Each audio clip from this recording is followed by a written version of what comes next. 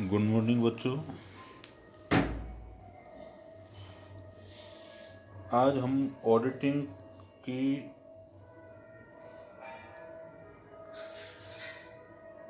अध्ययन करेंगे और उसमें इंटरनल चेक, इंटरनल कंट्रोल और इंटरनल ऑडिट के बारे में विशेष रूप में जानने की कोशिश करेंगे। प्यारे बच्चों, प्रतिवर्ष उसमें से क्वेश्चन आता है, बहुत महत्वपूर्ण है इनको जानना। तो इंटरनल कंट्रोल के एक ओवरऑल बड़ी छतरी होती है, एक सिस्टम होता है, उसमें इंटरनल चेक और इंटरनल ऑडिट उसके सब पार्ट्स होते हैं। तो हमें डिटेल में इनका अध्ययन करना चाहिए और बड़ा क्वेश्चन भी आता है और छोटा क्वेश्चन भी आता है। जब हम इनका अध्ययन करेंगे तो सर्वप्रथम इंटरनल चेक क्या है इसके बारे में जानना चाहिए। इंटरनल चेक के उद्देश्य क्या है इसके बारे में आपको जानना चाहिए। इंटरनल चेक की ऑडिटर्स के क्या दायित्व हैं, रेस्पॉन्सिबिलिटी है, वो आपको जानना चाहिए। इंटरनल चेक और इंटरनल क्वेश्चनर में क्या अंतर होता है वो आपको जानना चाहिए। इंटरनल चेक लिस्ट और क्वेश्चनर में क्या अंतर होता है वो आपको जानना चाहिए। और चेक कट ऑफ पॉइंट या कट ऑफ प्रोसीजर क्या होता है वो आपको जानना चाहिए। और एग्जामिनेशन इन डेप्थ वो आपको जानना चाहिए। इतनी चीज़ें इंटरनल चेक के मध्य में हम अध्ययन करेंगे। सर्वप्रथम मैं एक उदाहरण द्वारा आपको प्रस्तुत करना हूँ कि आप किसी बैंक में जब सेल्फ चेक को बनाने जाए तो क्या सिस्टम अपनाता है। तो आपने अक्सर हर एक का काम बैंक में जाना होता है और अब चेक से जब हम पैसा लेते हैं तो क्या सिस्टम होता है। तो सेल्फ जो चेक होता है, हम जब किसी बैंक में जाते हैं, फॉर एग्जांपल एसबीआई बैंक में गए तो पहले हम एक क्लर्क के पास जाते हैं। वो क्लर्क आपको एक टोकन देता है जो फर्स्ट स्टेप हो गया। फिर दूसरे हम क्लर्क के पास जाते हैं तो वो आपके अकाउंट का बैलेंस चेक करेगा और डेबिट एंट्री अपने डॉक्यूमेंट्स में वो कर लेगा। फिर वो तीसरे चेक के पास जाएगा जो आपके जो सिग्नेचर वहाँ स्पेसिमेन सिग्नेचर दे रखे हैं उस सिग्नेचर का वेरिफिकेशन करता है। चौथा व्यक्ति कैशियर के पास में जाएगा और वो अपने कैश में एंट्री कर लेगा और आपको कैश दे देगा। इस तरह ये the segregation of the duties of staff is a called a internal check. मैंने आपको इस उदाहरण द्वारा समझाने की कोशिश की गई है। अर्थात arrangement of staff duties to prevent error and fraud called a internal check. ये इसकी एक मोटी मोटी परिभाषा हो गई। उद्देश्य क्या है? रूटीन प्रोसीजर ब्रेकडाउन, इसका एक पहला उद्देश्य है।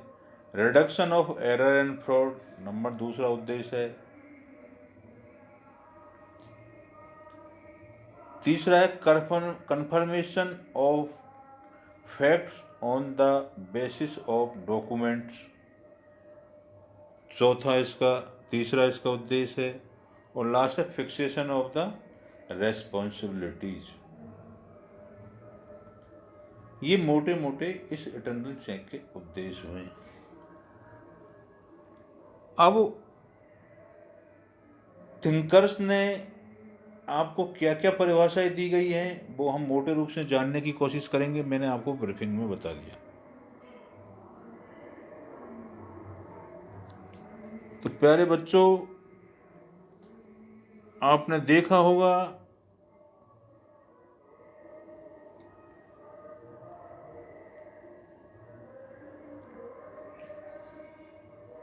कि internal check is a valuable part of the internal control.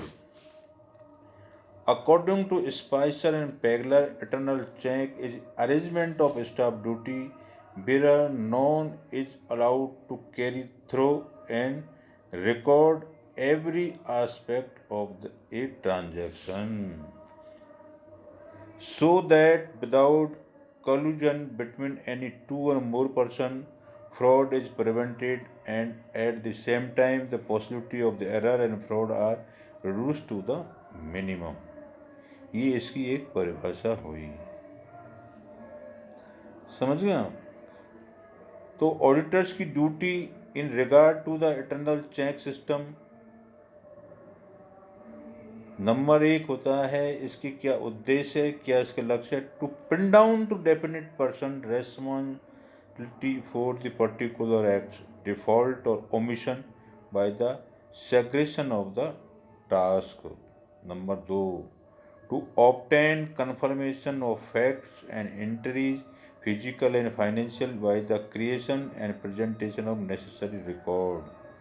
Number 2। Number 3 होता है to facilitate the breakdown of the routine procedure so as to avoid bottlenecks and to establish to even flow of work। अगला है to reduce a minimum the possibility of fraud and error। Checklist is usually a questionnaire set designed to draw attention to the important aspect of the system of internal check. The question should be asked in such a way that affirmative answer would normally reveal a satisfactory position.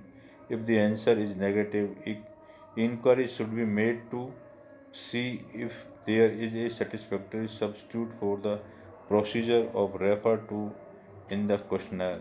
A negative answer always merit further examination.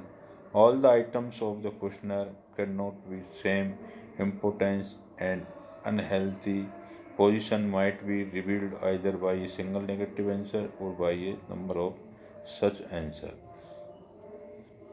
तो इस तरह इनके उद्देश्य हुए, इसके लक्ष्य हुए, इसका प्रोसीजर आपको बता दिया गया। तो प्यारे बच्चों, इंटरनल चेक के बारे में हमने प्रारंभिक आज जानकारी प्राप्त करी। अब इसमें छोटे छोटे और बिंदु हैं या कि ऑडिटर्स जब इंटरनल चेक के बारे में जांच करता है तो छोटी छोटी बातों का भी और ध्यान रखना पड़ता है, जो हम अगले चैप्टर में देखेंगे।